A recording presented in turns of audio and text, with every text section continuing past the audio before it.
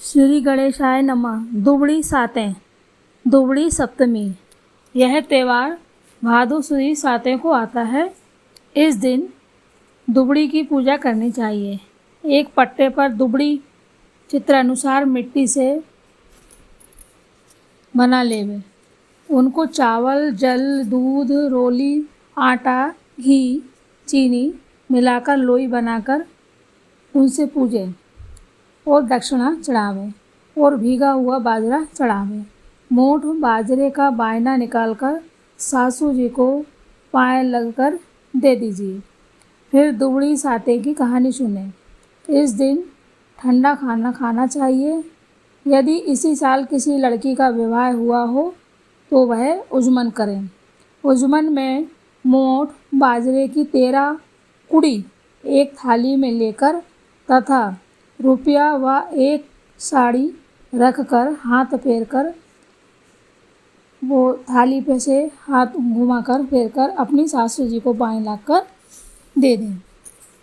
इसके बाद दुबड़ी साते की कहानी सुने। कहानी इस प्रकार है। दुबड़ी साते की कहानी। एक साहूकार था, उसके 7 बेटे थे। जब वह अपने किसी बेटे का विवाह करता उसी समय उसका बेटा मर जाता था। इस प्रकार उसके 6 बेटे मर चुके थे। सबसे छोटा बेटा बाकी था। एक दिन की बात है कि छोटे बेटे की बात चली, शादी विवाह तय हो गया। जब इस लड़के की बुआ आ रही थी तो उसे रास्ते में एक बुढ़िया मिली। वह चक्की से आटा पीस रही थी। वहाँ लड़के की बुआ बैठ गई और बुढ़िया के पाए लगी। बुढ़िया बोली, बेटी तू कहाँ जा रही है? तब उसने सवाल कह सुनाया। बुढ़िया माता बोली, वह तो घर से निकलने पर दरवाजे से दबकर मर जाएगा। अगर वहाँ से भी बच गया तो रास्ते में बारात रोकेगी, वहाँ पेड़ गिर जाएगा। अगर वहाँ से भी बच गया तो ससुराल में दरवाजे गिरने पर दबकर मर जाएगा। अगर वहाँ भी ना मरा तो 7वीं मावर का सर्प काट लेगा, वो मर जाएगा। यह बात सुनकर लड़के की बुआ कहने लगी, माँ बचने का कोई उपाय है? तब बुढ़िया बोली, तो सही है परंतु कठिन है। सुन, उस लड़के को पीछे की दीवार फोड़कर निकालना। पेड़ के नीचे बारात ना रुकने देना। ससुराल में भी पीछे से दरवाज़ा कराकर ले जाना। भावरों पर एक कटोरा दूध का भरकर रख लेना और एक तांत का पासा बनाकर रख देना। जब वहाँ पे सर्प आवे तो दूध पिलाकर बांध देना।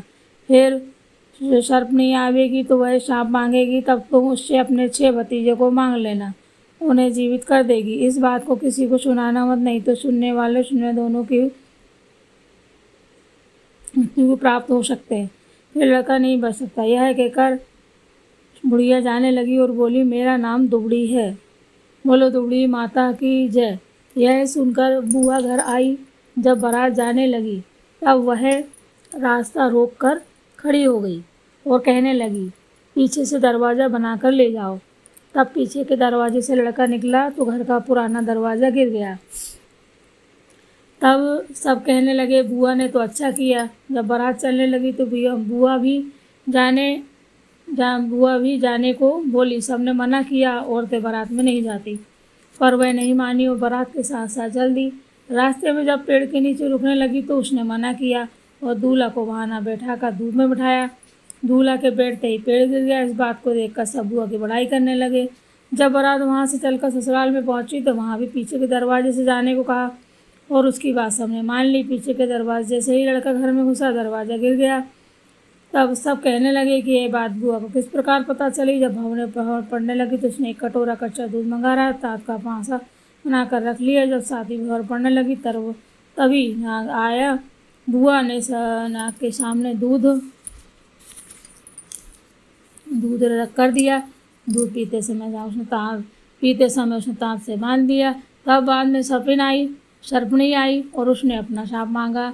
और लड़के की बुआ ने अपने 6 भतीजे मांग लिए। शापिन ने उसके 6 भतीजे जीवित कर दिए और सांप को साथ लेकर चली गई। इस प्रकार उसे 7 भतीजे मिल गए। बारात घर वापस आई तो लड़के की बुआ ने सप्तमी के दिन दुबड़ी की पूजा कराई। इसी से उसको दुबड़ी साते कहते हैं। हे दुबड़ी मैया, जैसे तूने बुआ को 7 भतीजे दिए वैसे सबको दीजिए, सबके बाल बच्चों की रक्षा कीजिए। बोलो दुबड़ी माता की जय। बोलो शिव शंकर भोलेनाथ की जय।